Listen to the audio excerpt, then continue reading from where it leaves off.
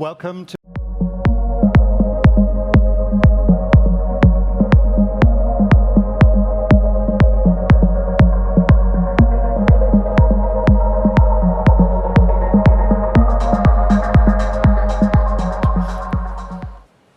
Welcome to Productronica, welcome to What's New in Electronics TV. My name is Kim Sarah, I'm an independent marketing consultant for the industry, and I've got a great panel today with me, Michael Ford from Aegis, Harald Eppinger from Koh Young, and Sagi Reuven from Siemens, Mentor.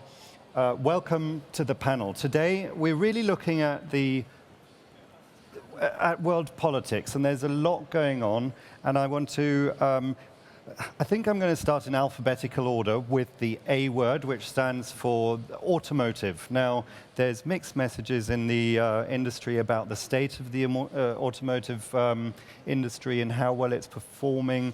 I think it really plays into what's going on globally, and I'd be interested to find out from you what you think the drivers of the current state of the automotive industry globally are. I think the biggest change, of course, is going toward electronic vehicles. So the demise of gasoline and certainly diesel is really reshaping the technology. The kind of effect of that is really to drive attention into certain areas of technology. I mean, battery technology and safety and autonomous driving. So it's a kind of case where the old school of manufacturing is kind of being replaced with a new school. I mean, we see more companies and startups in China, for example, for electronic vehicles than we see in Europe and the US combined. So it means that this kind of knowledge on how to do manufacturing, it's no longer specialized for powertrains or engines and things like that. So we're seeing a lot more diversification in the case of manufacturing itself, as well as providing the materials. So I see it as a huge opportunity, actually, because of this growth in the ability for other companies to come in. The problem, however, is that the technology is not mature.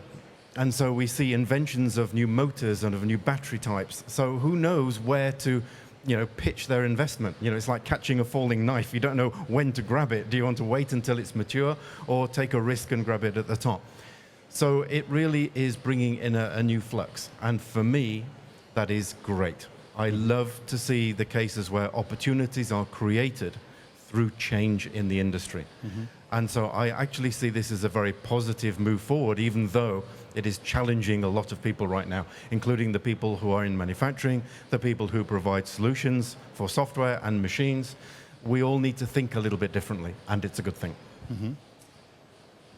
I think if you look to the automotive, I agree, there's new challenges, new products coming up, and different companies are now involved in the automotive business. If we as a vendor, we are categorizing industrial automation, medical, aerospace, and suddenly there are more people delivering into the automotive. It's no longer the classic profile.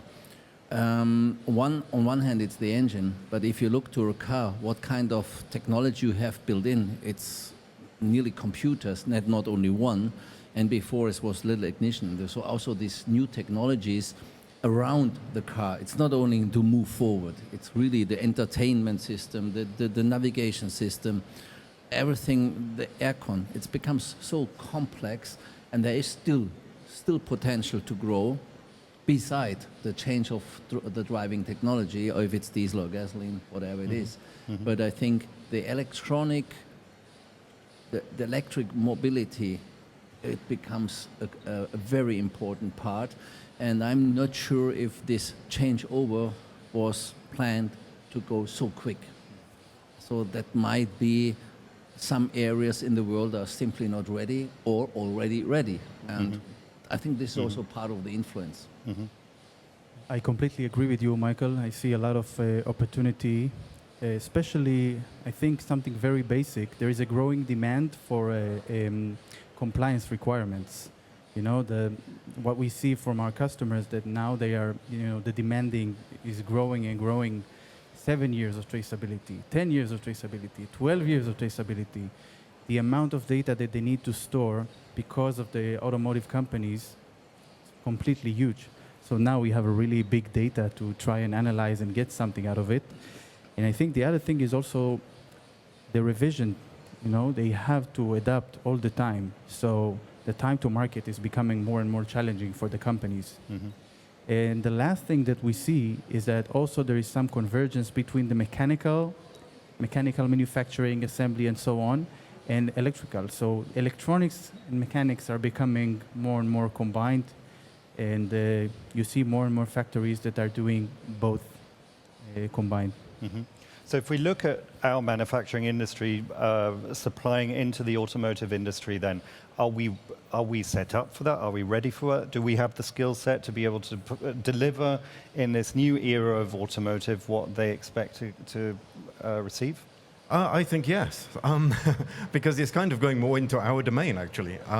You know, for a long time, our respective solutions have been uniting the mechanical side with the electronic side, because, you know, products today, almost everything consists of both elements. And now automotive is really aligning itself. The kind of traceability requirement is extreme in automotive because you have to collect all that data, but they don't want to add a cost for that. So how you get the data from the machines, how you make that sense of the data and how you store it is really critical in terms of detail, accuracy, and cost. So that really pushes us, I think. It drives us forward. So, you know, what we're looking at is what's going to be the case in 5 years' time, because that's what our companies are developing solutions for right now.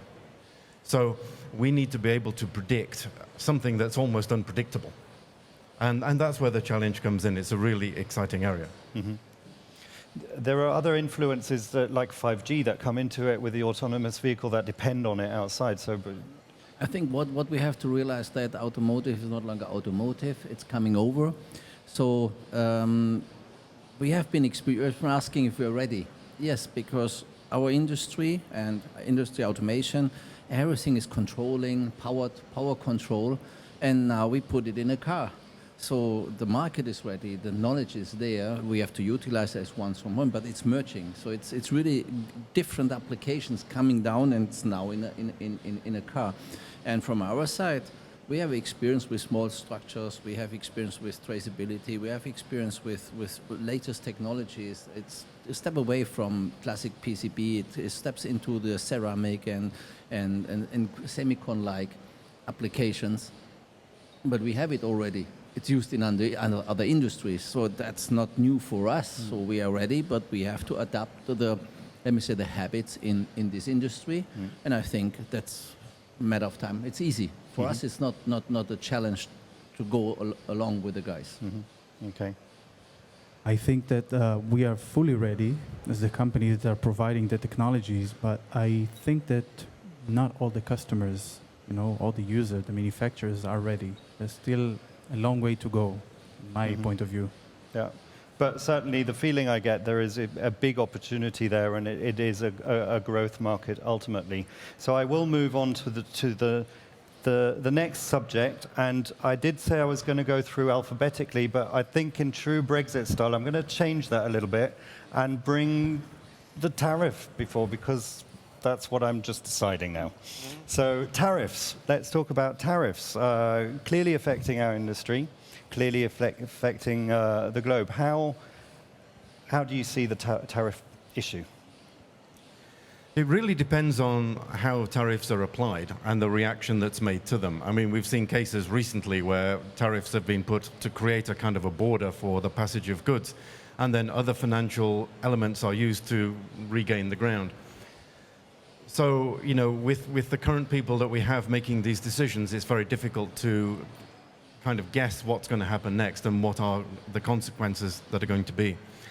So I think practically, we have to look at this as not a problem. We have to, again, look at this as an opportunity. We have to be prepared. We have to look at the bigger picture. We will, you know, no matter what happens, no matter where these tariffs are assigned, ultimately, we're going to have to possibly change what we manufacture. Maybe we're going to have to change the supply chain that we use or the distribution chain that we use. We're definitely going to have to get more agile. We're definitely going to have to become more lean. And this isn't new. This is the stuff that we've been talking about for the last couple of years. But we need to really accelerate that progress now to be literally ready for anything. because, with the current trends that we see, who knows what's going to happen? We just need to be ready so that when somebody knocks on our door and says, could you make this product which was once made in China at volume in the West, can you do it, and can you do it within a month or so? And we need to get into the position where manufacturers are confident to say, yes, I can do that anytime you like. Mm-hmm. I think that's exactly the point. Being a global presence in our company with every areas in the world for electronic manufacturing services, a tariff, somebody has to pay it off. That's clear, and we are penalized by this all, but not the companies, more the user at the end of the day. But if there's a tariff here, we realize that the production is just moved out in other areas, so the volume stays. It's just shifting in the areas, and when you're global active, it falls in another pocket, but you don't lose. I think as long as it's not the big loss for everybody, it's painful, but it could be handled. Mm-hmm. I can tell you that we already suffer from that because many companies are in the blacklist and you cannot continue to sell even though you're already in the process of working with them. So on one hand, I see an opportunity because companies are starting to move production out of China because of the tariff war. So new factories, they move lines. On the other hand, I see a big risk here because the Chinese have, they have their own view on things and they are willing to spend a huge amount of money on R&D, especially coming from the government. So I think that the risk for us is that they will start to grow technology companies that will compete with us because then they can easily sell the local solution. And the government, I've seen it happening in the medical device area, they are they're putting a huge amount of money into R&D companies to develop their own technology. So there's also a lot of risk for us. It's nice to see that kind of investment, and what we need to do is to stay one step ahead, because we've got a great knowledge of what's required in manufacturing and the use of data, the analytics of data. We need to up our game a little bit on that. Machine vendors are already doing that. I mean, you've got some fantastic software in your machines that analyze the data and provide that edge connection so that we can then take that data. We've got the answer, actually. I don't know that it's such a risk from seeing other investment, because I see that people approach it very simplistically. They kind of think, well, how hard can this be? They have a couple of thousand programmers. I mean, that's kind of... But I don't think even thousands of programmers can create something that replaces years of embedded know-how and experience. So, it's an open world. We do need to be aware of these things. We need to keep one step ahead and actually listen to them and learn from them too, because maybe they have ideas which, can be utilized more widely across the industry. Let's put it that way. So it's really exciting, actually. I see this as great. I like change. I like to see the opportunities that brings, the threats that brings. Let's make them exciting. Let's not worry about them. Let's really take that initiative and keep ahead. It's a good driving force for all of us, I think. And I guess wherever there's threat, there's always opportunity, and you just have to look at that side, because ultimately somebody is also winning from the tariffs. We hear a lot about, the tariffs are hurting us in some way, but they are also benefiting the industry in another way. Good. So we've identified that the automotive industry is an opportunity, and we've just sorted out tariffs and seen that as an opportunity as well. So let's go back to the Bword. Now, when I first looked at the program and put the program for Winnie TV together, I thought, I'm going to put the Bword in, the Brexit word in. Then I decided, no, I'm not going to do it. Then I asked around, and some people said yes, and other people said no, and then we put it in again and out again. You get the picture? That's what's happening. In the end, we've got it in, and now I've got you to sort it out. So in this last little session, let's just get on with it and decide. And I think, what's your view on what we've been experiencing over the past, 3 years, and how this is progressing? Let me say one thing. I'm happy that finally you come to conclusion. because I think Really? that's the biggest headache we have. If there's a decision taken, right or wrong, doesn't matter, but there's a decision and you can rely on and you can live with the consequences. And I think this uncertainness is the biggest headache for people who would like to go forward with an uncertain future, with trading, all these kind of aspects. If you know what is your limit, what is your border, you can act proper. If you don't know what is going on, everybody assumes everything will be somehow okay. Then you have a problem of the uncertainness. Yes or no, a clear step would be great for all of us. For us as vendors, because we are waiting, that we see that the investments around this between UK and Europe are on hold until there is a decision. There is no loss, they don't disappear. They're just on hold because somebody has to say, stays the business in UK or will it move it out?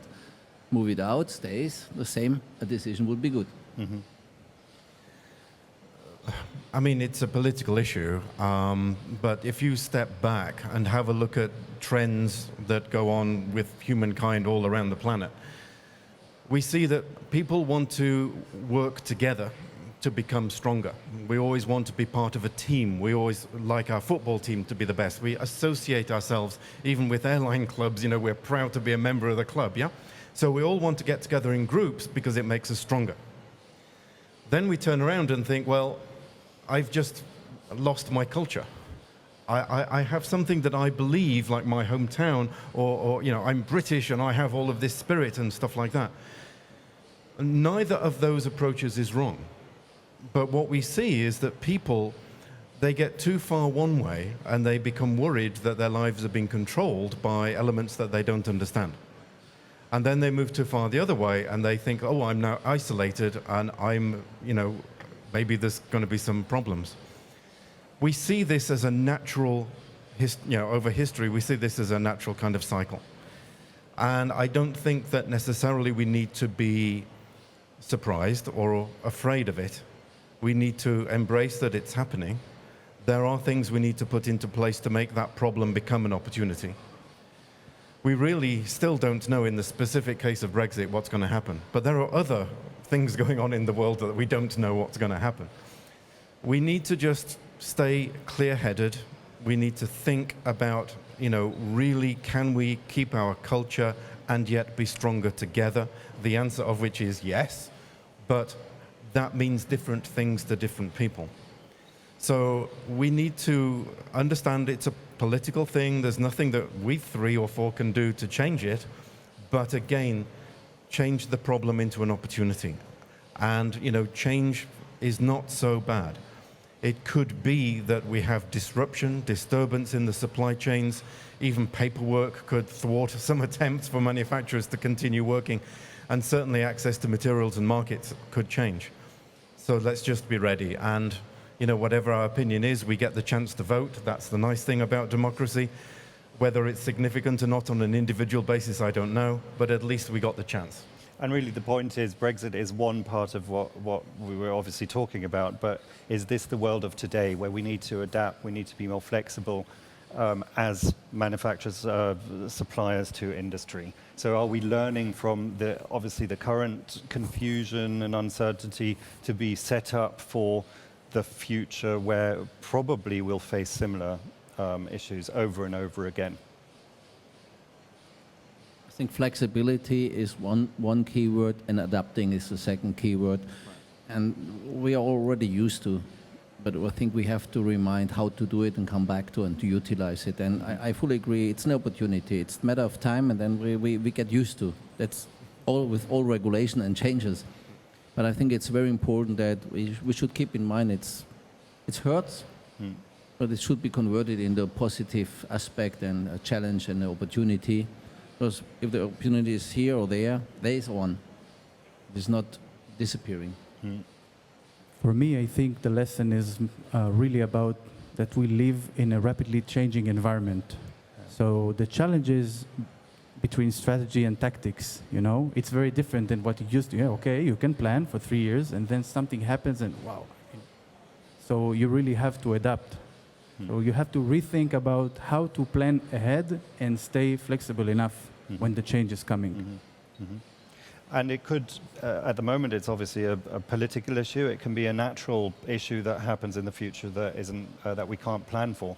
Does that mean, as companies, you've realigned the way you strategize for the future, maybe shorter strategic outlook, and built in scenarios where you can react a lot quicker? Is that a lesson that has come out of this? I think for a lot of the larger companies, I mean, even ourselves, we have offices in both camps. So what is the effect of Brexit? Pretty much zero, in fact.